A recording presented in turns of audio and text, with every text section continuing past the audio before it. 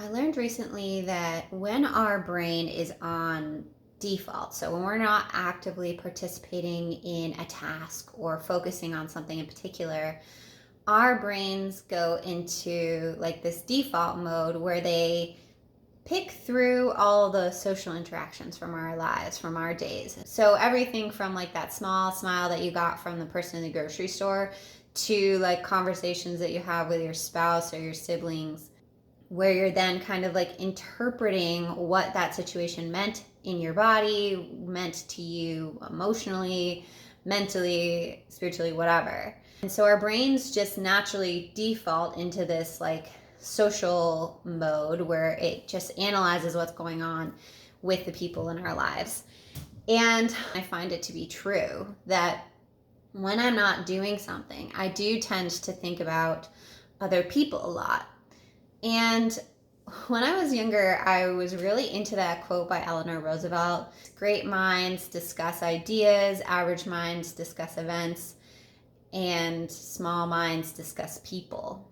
And I always thought, well, I don't really want to discuss people because then I'll have a small mind, like, and in my brain, I interpreted it as gossip, right? Like, what so and so is doing and the way so and so is doing that and why did they say it that way, and et cetera, et cetera. And it turns out that that's just a feature of our brains in default mode, is to analyze the interactions of other people. And if you think about it, it makes a lot of sense, right? Like the way we interact with other people determines how we move through this world, our success, our failures, whether or not we have like an emotional breakdown that day, like it is all, a lot of it is determined by other people. So it makes sense that that is then our brain's default mode. But then how do you shift from thinking about people or thinking about events to thinking about ideas and talking about ideas? And I think the answer lies in a few different places, namely that you need time and space alone. And when I say alone, I don't mean scrolling social media or answering emails. I mean like alone, not taking in information from other people, but just sitting with your own thoughts and sitting with your own feelings. I also think we need to take a step back and create space between our thoughts. So if our brains default to the social mode, we need to be able to turn that off. And because it's a default, we need to do this consciously, right? Everybody has a different way of kind of turning off their thoughts, right? Maybe you're a runner and like when you run, everything kind of shifts to the background and you're not thinking about anything. You're just, in your body, in your energy, without worrying about everybody else's stuff. Or maybe you like to journal, or maybe you like to meditate.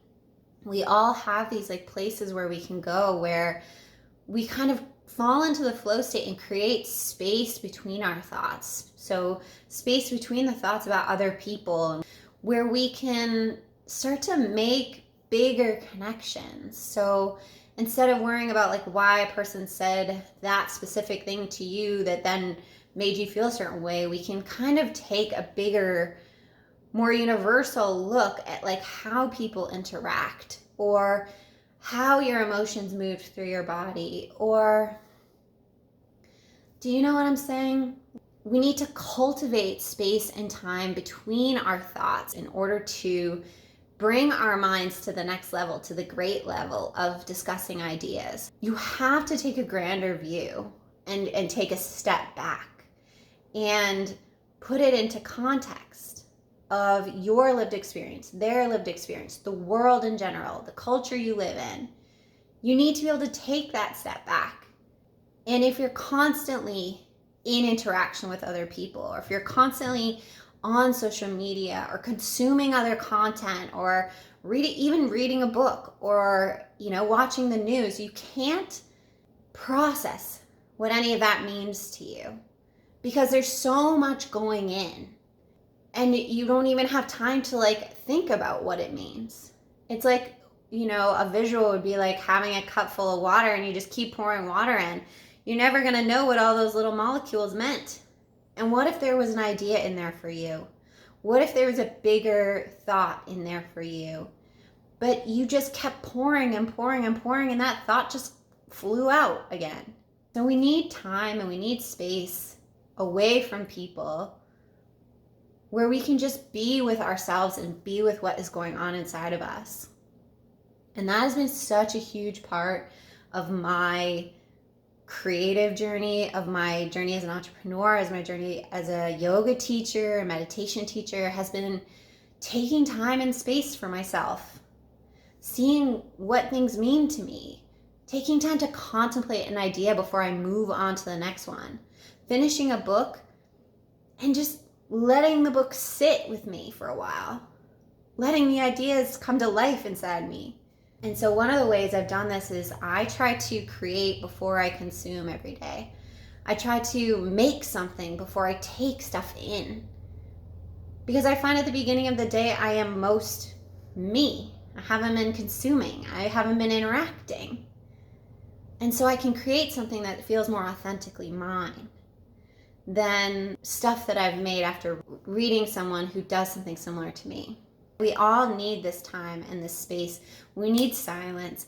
We need meditation or journaling or running or something that gets us away from other people so that we can think.